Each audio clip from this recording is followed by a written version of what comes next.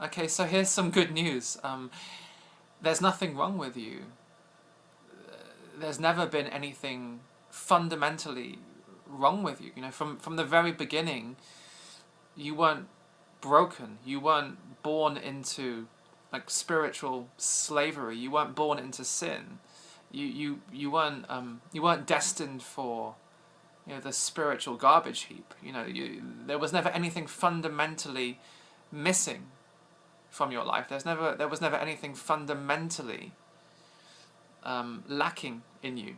You just, you know, you believed that there was because that's what you were taught growing up. That's basically what we're taught growing up, is that there's something fundamentally wrong with us. You know, that we're not good enough, we're not clever enough, we're not fast enough, we're not good looking enough, and then we become spiritual seekers, and then we feel that we're not peaceful enough, or that we're not enlightened enough, we're not awakened enough, we don't see clearly enough, we're not conscious enough, you know. And in our innocence, this is what we believe, because, you know, growing up, this is what we're taught, this is what we're told.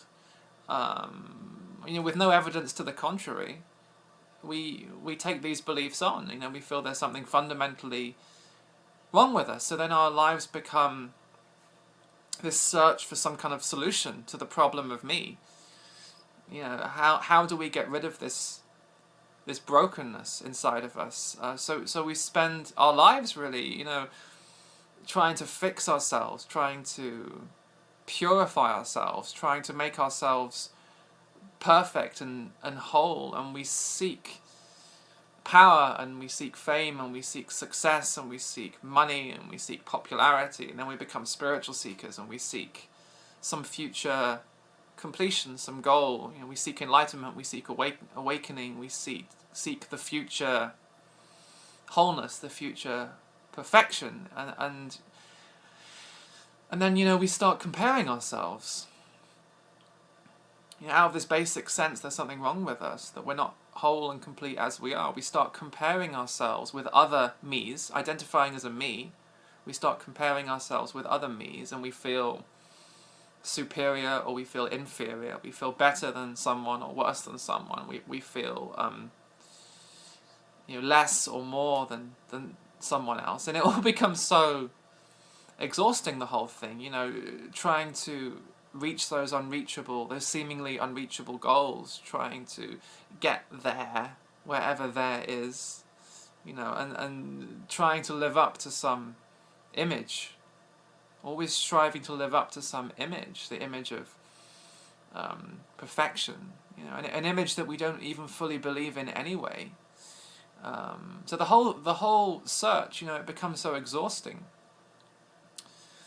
So many people that I meet around the world are just so exhausted with this whole thing, this constant striving for money, for success, for fame, for wealth, even for enlightenment, and never quite being able to get there, and feeling far away from there, or feeling very close to there, but not quite being able to get there. And even when you get there, you can't stay there permanently, and you get there and you lose there, and you want to get back there, you know.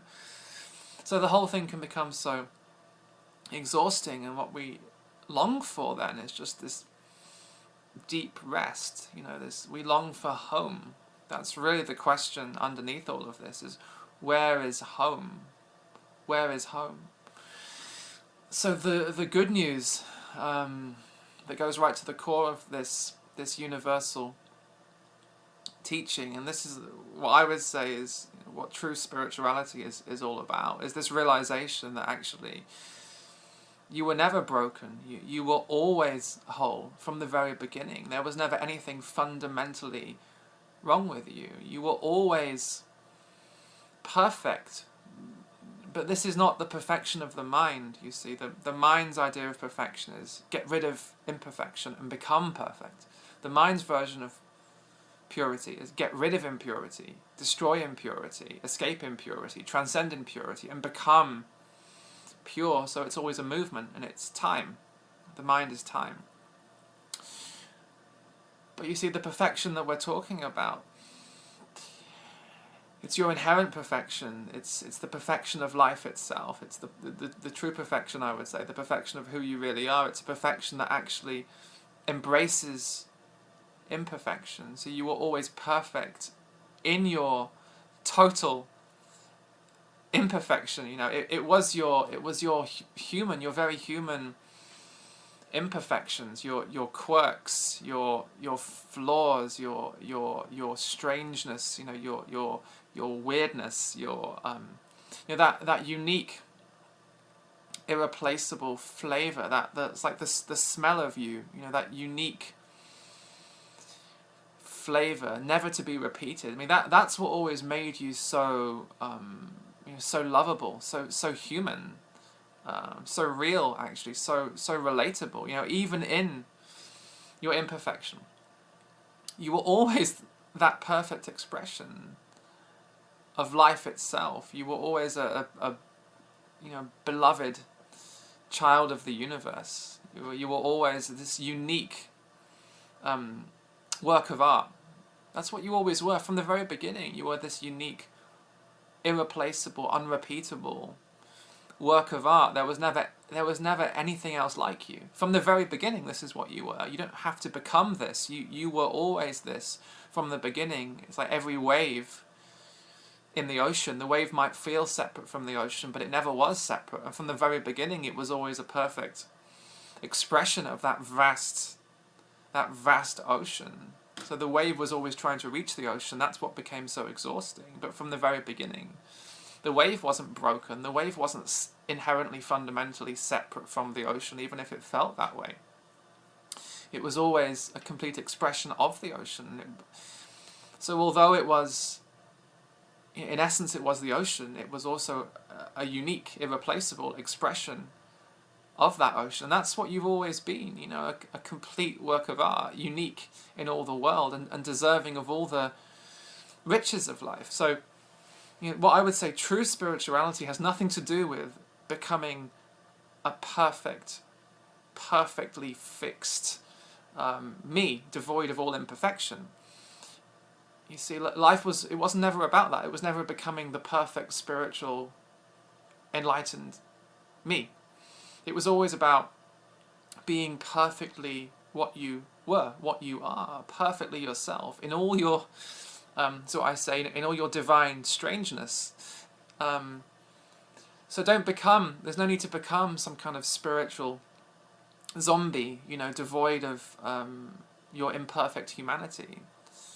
It's what we start to see is actually it's your imperfections that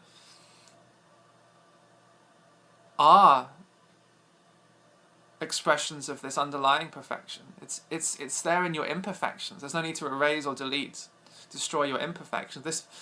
So spirituality becomes an embrace, just this complete, radical, unexpected embrace of you as you are, in all your imperfection, your flaws, your strangeness, you know. So what I would say is, you know, let spirituality, let your spirituality become a celebration, not a rejection, but a celebration of your complete uniqueness as a wave in the ocean, knowing yourself as the ocean.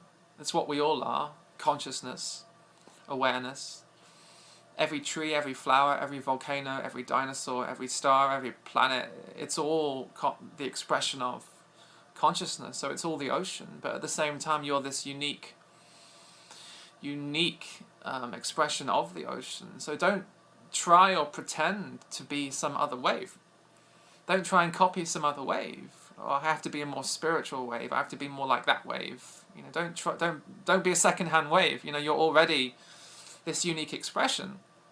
So don't try or pretend to be no one or nothing or some transcendent, you know, impersonal non-entity. You know, that's another conceptual, you know, fixed conceptual position. There's no need to try to be a non-dual wave or a Advaita wave or a spiritual wave. You know, the wave, as it already is a perfect expression of the ocean, and you are already that. So this becomes a celebration of what you already are. So be that celebration. Be that celebration. Be the celebration that you are. Be the celebration of your unique expression, and you know, stop apologizing for being that. You are that. There's no need to apologize for being that. You are that.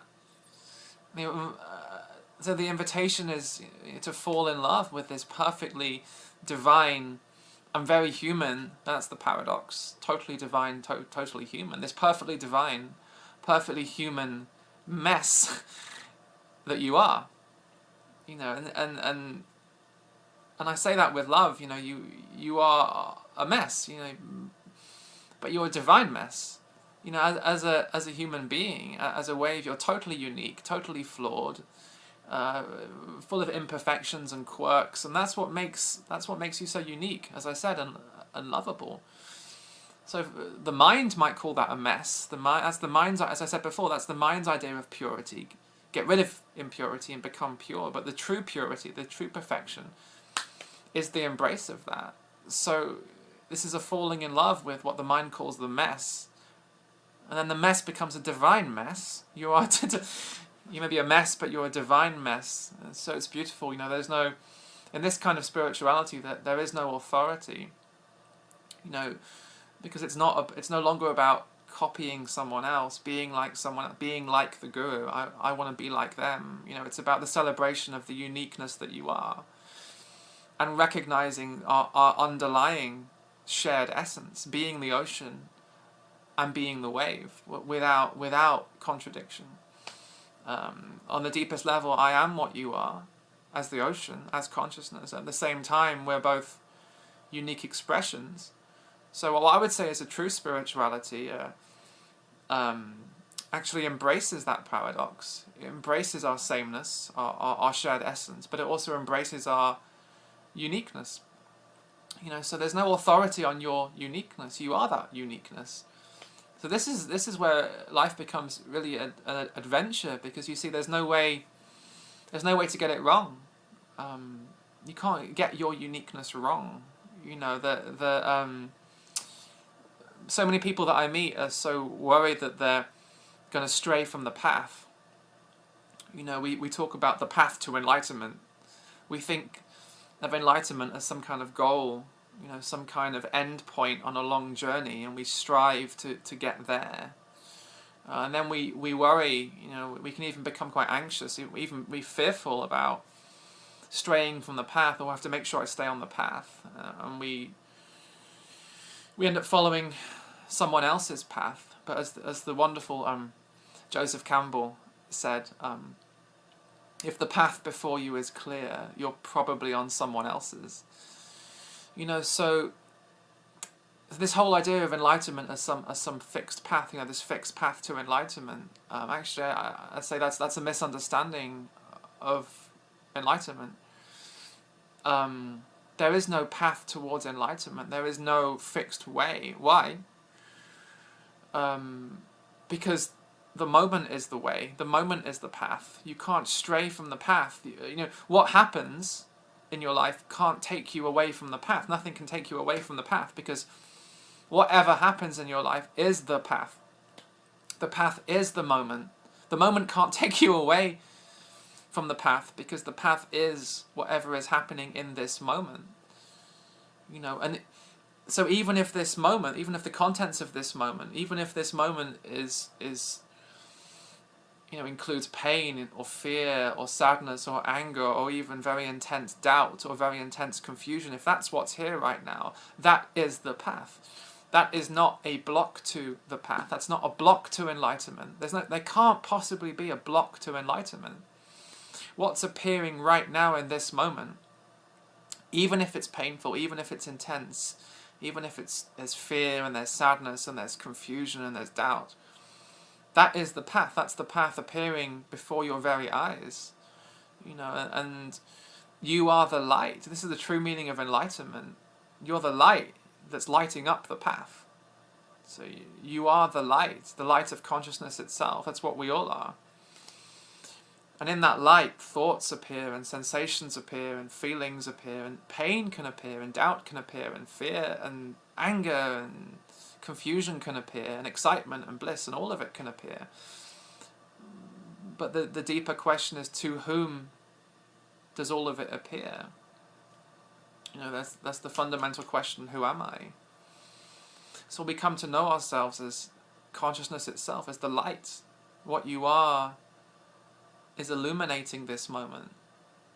So whatever appears in this moment is not a block to the light. Whatever appears in this moment is illuminated.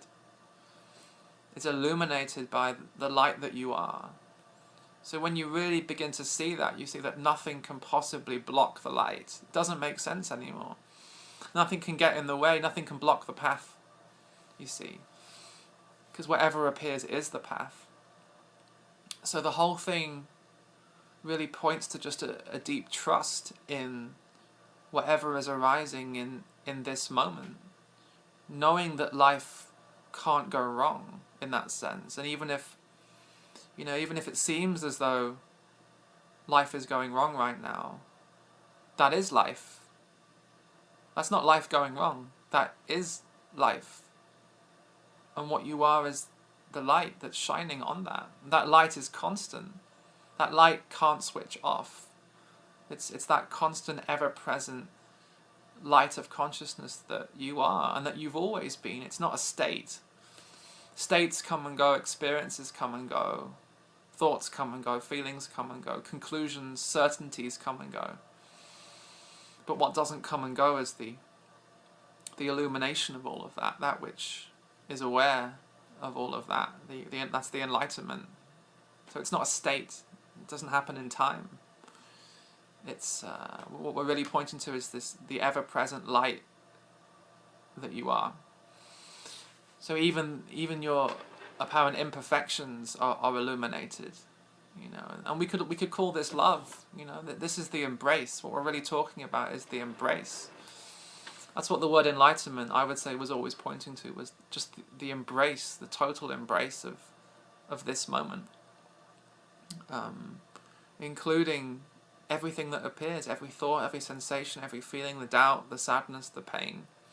All of it is held in the embrace that you are. So from that perspective, even your imperfections are totally perfect. In this light, even your imperfections are perfect. They're just illuminated. What you are is illuminating them. Doesn't need to get rid of them. There's no shame, there's no guilt, there's no punishment, there's no sin. There's just this illumination. Forget your perfect offering. Leonard Cohen sings, "Forget your perfect offering." There's a crack in everything, and that's how the light gets in.